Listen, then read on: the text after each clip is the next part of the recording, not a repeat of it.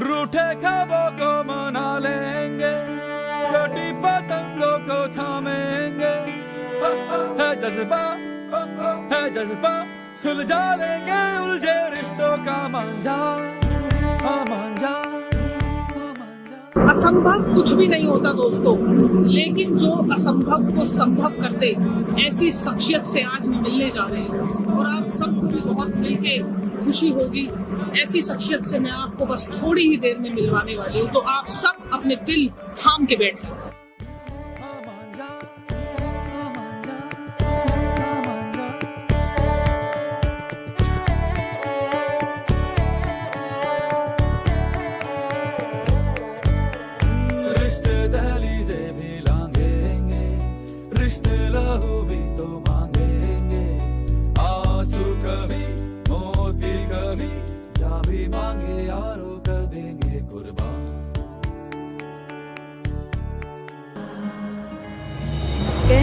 कहता ये पल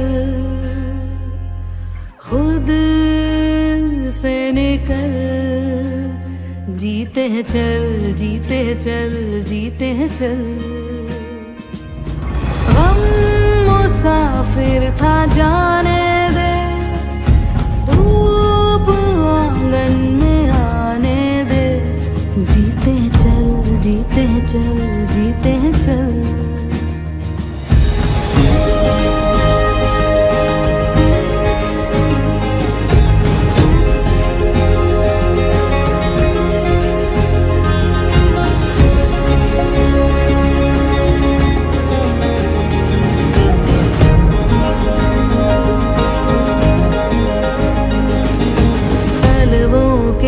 नीचे है ठंडी सी एक धरती, कहती है आजा दौड़ेंगे। यादों के बक्सों में जिंदा सी खुशबू है, कहती है सब पीछे छोड़ेंगे। उंगलियों से कल की रेत बहने दे, आज और अभी में खुद को रहने दे।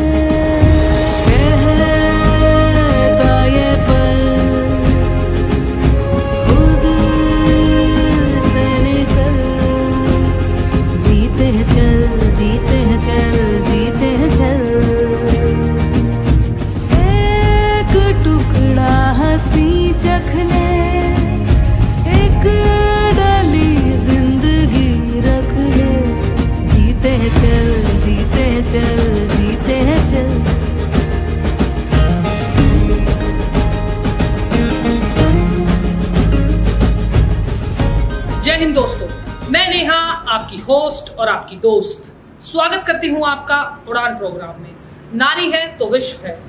दोस्तों, कहते हैं असंभव कुछ भी नहीं होता, लेकिन जो असंभव को भी संभव कर दे, कहते हैं उनके मन में स्वयं भगवान का वास होता है।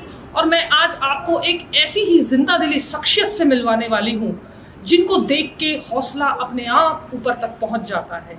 तो आइए हम उनसे मिलते हैं, बातचीत करते हैं और उनसे जानते हैं कि उनके जीवन का सफर, उनका स्ट्रगल कैसा रहा। तो दोस्तों, मैं बात कर रही थी शूटर दादी की, जिनको हमारे देश भर के लोग शूटर दादी और रिवॉल्वर दादी के नाम से जानते हैं। तो आइए हम अब दादी जी से सुनते हैं कि दादी जी का सफर कैसा रहा, कैसे उन्होंने अपने सपनों की उड़ान भरने में एक भी कमी नहीं छोड़ी। सबसे पहले तो मैं दादी जी आपको प्रणाम करती हूँ। नमस्कार, कैसे हो आप? खुश रहो बेटे, जीते रहो। आपका आशीर्वाद मेरा आशीर्वाद है बेटे, खुश रहो। तो आप सबसे पहले तो दादी जी ये बताइए कि चकले बेलन से जो सफर शुरू हुआ था, चूल्हे चिमटे से जो सफर शुरू हुआ था, अचानक से उस सफर में एकदम से रिवॉल्वर सामने आ गई, तो कैसा लगा और ये कैसे हुआ? देखो बेटे, हम तो एक घास फूस के करने वाले थे। हमने ये कभी सोचा नहीं था कि हम शूटिंग भी करेंगे। हमने ये नहीं सोचा था कभी बाहर निकलेंगे। हम तो वे औरत थी जो घास फूस करें, घर के इल्ले करें।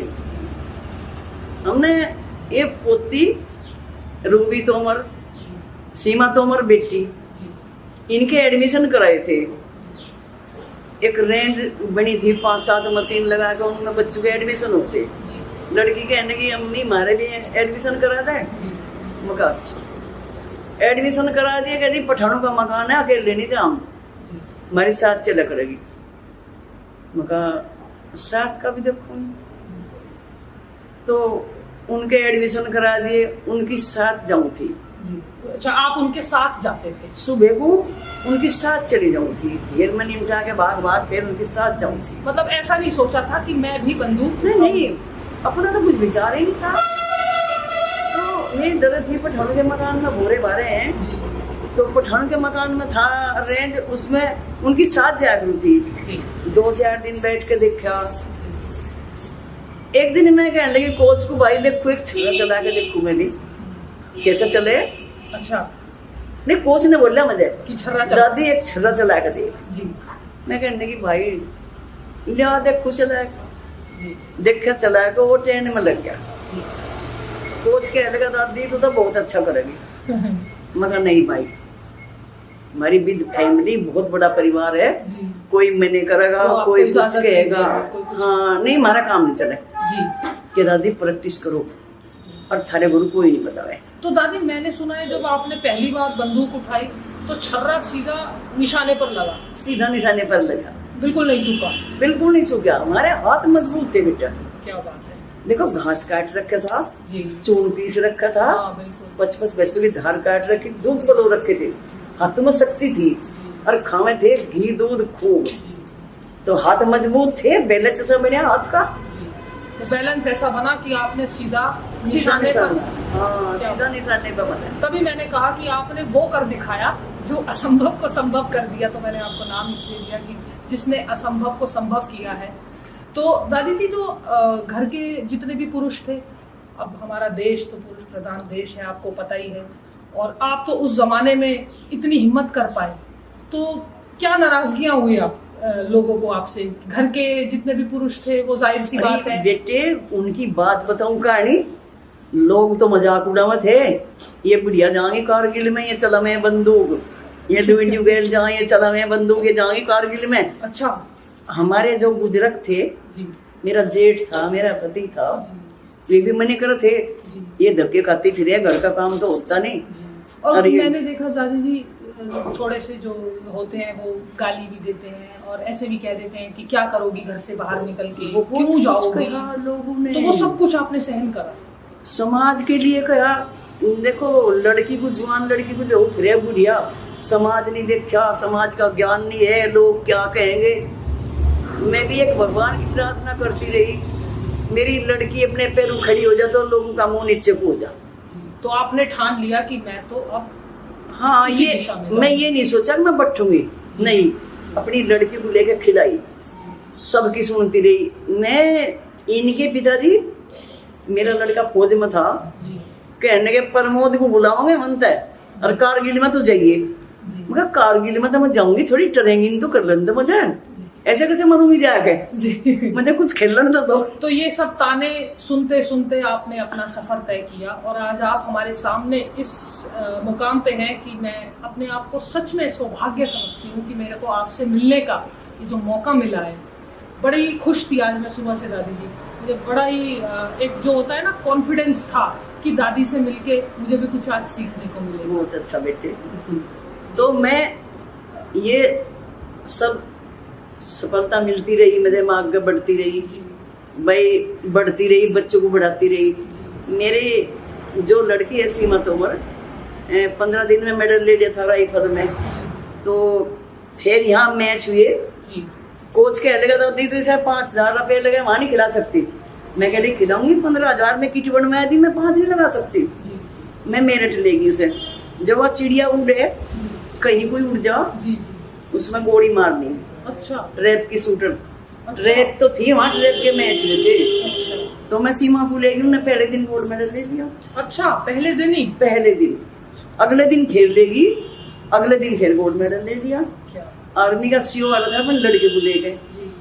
वो कहने का दादी मकान सीमा का सिलेक्शन मारते ही कर दिया, या तो बहुत अच्छी चलेगी। बिल्कुल दादा, आपकी बेटी है तो हाँ, निशाना तो चूकना ही नहीं था। निशाना यही तो कमाल हुआ, ट्रैक में मेडल 2 दिन गई, दोनों गोल्ड मेडल। जिसकी थोड़ी सी उम्मीद भी नहीं थी कि उम्मीद कितना- नहीं थी। जी, सबने चंबा मान्या था, सीओ ने सिलेक्शन भी कर लिया। और मैंने ये भी देखा दादी जी, आपने ये सुना है कि डीआईजी को भी हराया था। वो भी हराया था बेटे वो में। कब हराया था? शुरू में जब आप कंपटीशन में गए? नहीं, कई साल हो गए थे खेलते।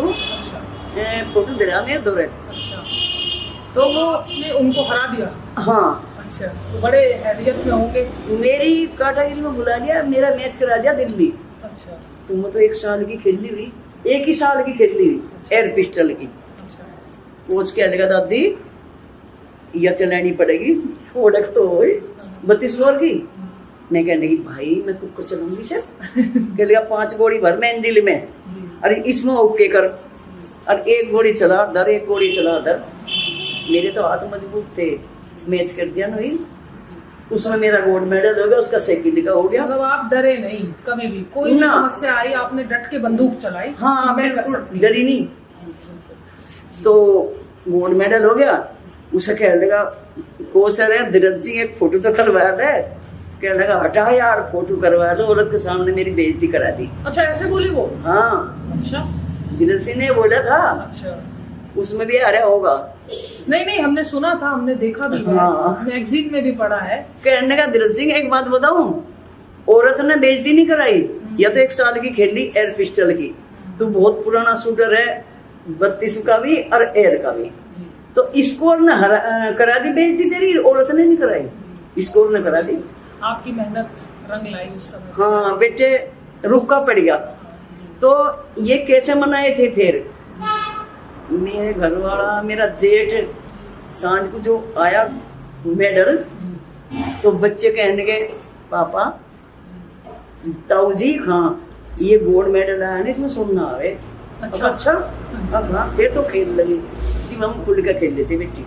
1 साल बाद उनको लगा कि कुछ तो आ रहा है, तो महिलाओं को परमिशन दी जाएगी। पहले तो बहुत कम लोग होते थे दादी। 1 साल तो इतना तो घूंघट रहा था। अच्छा, मैच में भी।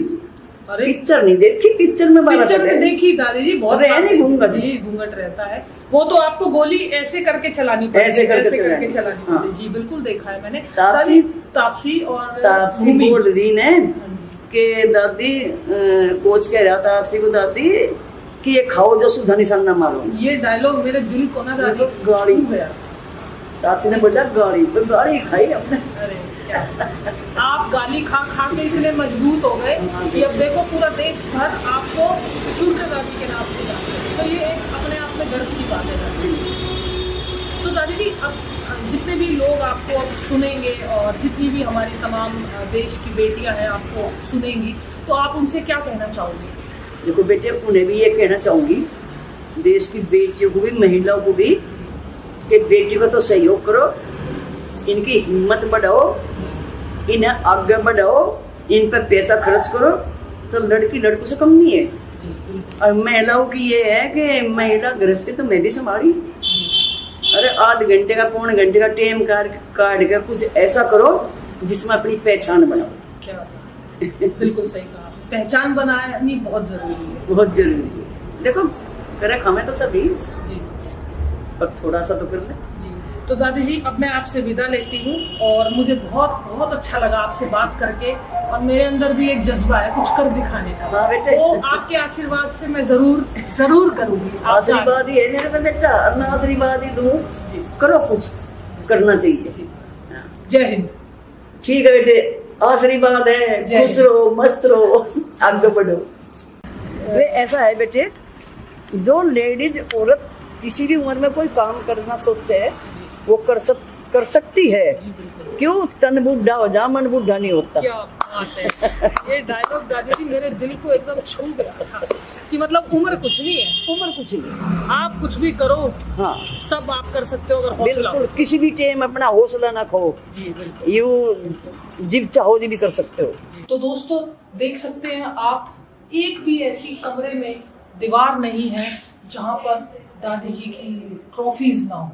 कितना प्राउड फील कर रही हूँ मैं अपने आप में, मैं आपको बता नहीं सकती। इस कमरे में आकर और दादी की ये सब चीजें देखकर मुझे सच में ही बहुत प्राउड फील हो रहा है। देखिए आप दादी जी के मेडल्स, कितने मेडल्स यहाँ पर हैं, ये सब दादी जी शूटिंग रेंज में जीते हुए हैं। देख सकते हैं आप, कोई ऐसा ही शख्स होगा, चाहे बॉलीवुड लगा लीजिए या कोई बड़ी हस्ती लगा लीजिए, कोई भी एक ऐसा इंसान मुझे नहीं दिख रहा जो छूटा हो।